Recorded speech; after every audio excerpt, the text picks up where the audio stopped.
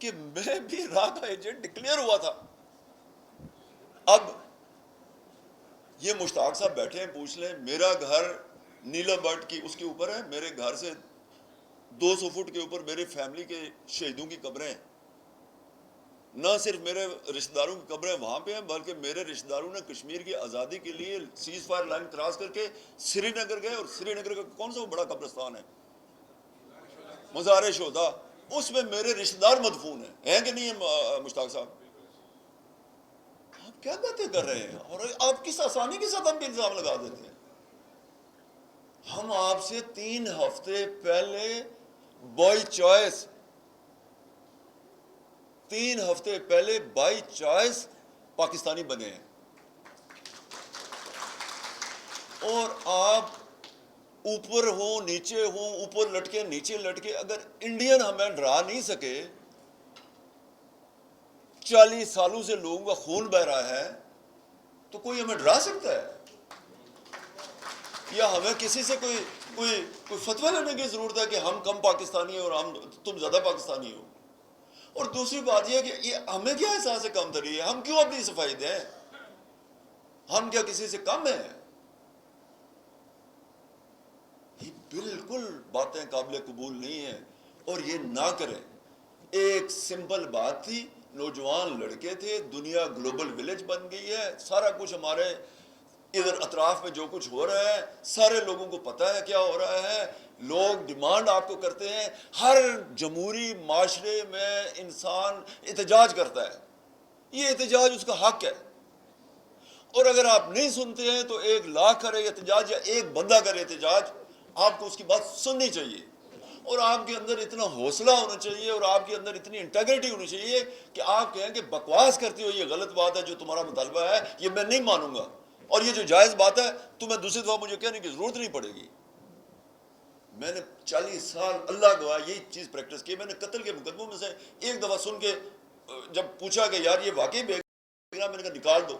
مجھے پولیس والے کہتے تھے او نہیں اس کا بڑا احتجاج ہو جائے گا, فلانا ہو جائے گا. میں نے کہا نہیں, ایک بندہ بے گناہ سلاخوں کے پیچھے کیسے رہے یار, اور ہم ماننے والے کس کے ہیں؟ میں نے اس دن بھی آپ کو واقعہ سنایا تھا, عمر فاروق کے دور میں بڑھیا کی چوری ہو گئی, دمشق میں رہتی تھی, اس نے اطلاع دی میری چوری ہو گئی, پولیس کو کہا گیا کہ کچھ کرو. پولیس والوں نے ایز یوزول, اس وقت یہی حالات ہوئے ہوں گے, انہوں نے کہا جی وہ دور دراز جگہ ہے, اپنی اطلاع دیر سے آئی, ہماری پولیس پہنچتے پہنچتے دیر ہو گئی, یہ ہو گیا وہ ہو گیا. اور پھر انہوں نے خلیفہ کو لکھا, خلیفہ نے بلایا ان کو بھی, گورنر کو بھی, اسے کہا, تو بوڑھیا نے کھڑی ہو کے کہا کہ امیر المومنین بہت اچھی بات ہے کہ جی یہ جو کچھ کہہ رہے ہیں میری غفلت تھی جی, میں درخواست میری دیر سے پہنچی, لیکن یہ بتائیں کہ میں نے آپ کو لیٹر لکھا تھا کہ اس علاقے کو آپ اپنی سلطنت میں شامل کریں اگر آپ میری حفاظت نہیں کر سکتے تو. وہ کون سی ریاست ہو سکتی ہے جو اپنے شہریوں کی جان عزت مال کی حفاظت نہ کرے گی؟ تو فنڈامنٹل رائٹس ہیں. سو جناب اپنی پرائرٹیز ٹھیک کریں. یہ جو ڈیولپمنٹ اور نان ڈیولپمنٹ کا کچھ میں نے کہیں ذکر کیا, یہ اس کو بیلنس کریں. یہ جو 12 سیٹیں ہیں, گلانی صاحب آپ نے شاید میرے بات کرنی, اس کو بھی کلیئر کر دیں. یہ 1973 کے آئین کے بعد 1974 کا ایکٹ بنا تھا. 1971 کے سملہ ایگریمنٹ کے بعد بھٹو صاحب جب واپس آئے سملہ سے تو وہ بڑا زیرک آدمی تھا. اس نے 3 باتیں کی. ایک اس نے کہا کہ نیوکلیر ٹیکنالوجی کی طرف جاؤ بھائی اگر باعزت رہنا ہے. دوسرا اس نے کہا کہ ملک سویلائز ہو ہی نہیں سکتا جس میں کانسٹیٹیوشن نہ ہو, سو 1973 کا کانسٹیٹیوشن کرو. غلطی کہاں پہ ہوئی؟ غلطی یہ ہوئی کہ جب وہ ادھر سے وہ جس ماحول میں وہ ایگریمنٹ کر کے آئے تھے, سگنل ایگریمنٹ, وہ تو ہندوستان فاتح تھا, لہٰذا واپس آ کے انہوں نے کہا, انہوں نے بہت سارے لوگوں کو پتا, میں نے اس جلسے میں خود شرکت کی تھی بچے کے طور پہ, جب وہ بھٹو صاحب نے مظفر آباد میں اور باغ میں اور ادھر گھومے, اور انہوں نے کہا کہ یار تم لوگ کب تک پہاڑوں میں لٹکتے رہو گے, چھوڑو اس کو صوبہ بناؤ, اس کو وہ کچھ ہو سکے گا یہ نہیں ہو سکے گا. سردار قیوم صاحب صدر تھے, انہوں نے کہا جی ہمیں تو وہ بھٹو صاحب یاد ہیں جنہوں نے کہا تھا 1000 سال تک جنگ لڑیں گے کشمیر کے لیے. تو یہ مطلب آپ تو بہت یہ ڈیفیٹسٹ مینٹالٹی آ گئی ہے. ظاہر ہے بھٹو صاحب مائنڈ کرتے تھے, پیپلز پارٹی بن گئی آزاد کشمیر میں, اور خورشید، اب میں یہ ریکارڈ کی باتیں کر رہا ہوں، آئی وش کہ کوئی آپ میں سے اٹھ کے مجھے اس بات پہ چیلنج کرے. خورشید حسن میر تھے، کشمیری نسل تھے، ادھر پنڈی میں تھے، یہاں سے ایم این اے بنے تھے پیپلز پارٹی کے، اور منسٹر وداؤٹ پورٹ فولیو تھے.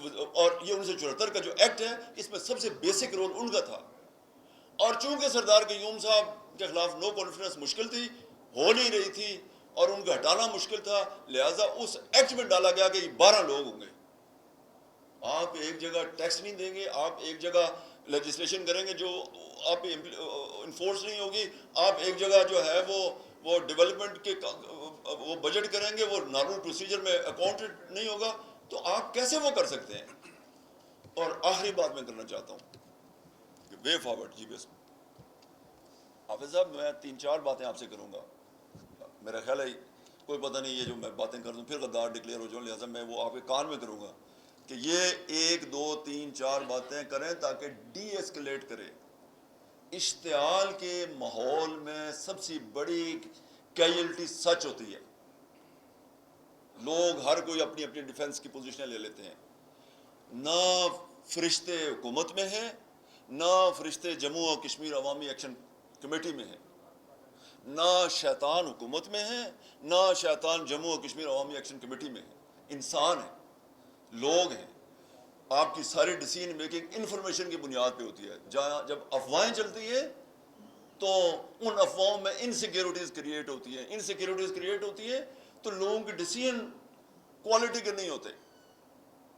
لہٰذا اعتماد کے ساتھ آگے بڑھنے کی ضرورت ہے، لوگ ڈی ایسکلیٹ کرنے کی ضرورت ہے.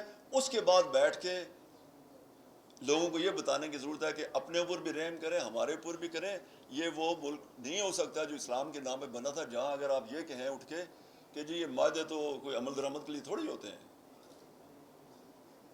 مطلب یہ کہنا ہی مناسب نہیں ہے. آپ نے جو بھی کیا، صحیح کیا، غلط کیا، پڑھ کے کیا، بغیر پڑھے کیا، جب آپ نے دستخط لگا دیے تو وہ دستخط وہ ہیں، وہ حکومت پاکستان کے نمائندوں کے طور پہ ہیں.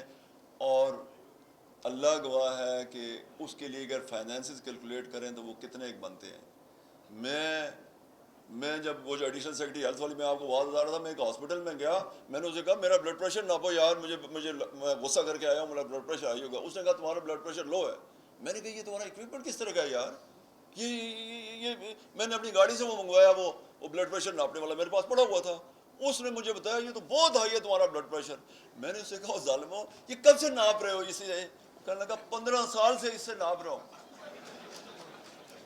میں نے کہا 15 سال سے اگر یہ بلڈ پریشر اپنے سے استعمال کر رہے ہو تو پھر لوگوں کی ٹریٹمنٹ کیا ہوگی؟ اب کہتے ہیں جی ایک اخباری نمائندہ بٹ صاحب کا مجھے کہنے لگا جی آزاد کشمیر میں 12 ہاسپٹل ہیں، ڈی ایچ کیو ہے، پی ایچ کیو ہے، سی ایچ کیو پتہ نہیں کیا ہے. میں نے کہا ساری بکواس موجود ہے بلڈنگ کی حد تک. وہ سروس ڈلیوری پہ آؤ بھائی. پورا آزاد کشمیر ریفرل سینٹر ہے. ڈاکٹر صاحب کے گھر چکوٹی میں بھی کوئی بیمار ہوگا تو اس کو اسپتال جائے گا، لکھ کے دیں گے. ٹھیک، بہت بہت شکریہ. یہ بھی لے لیں، یہ بھی.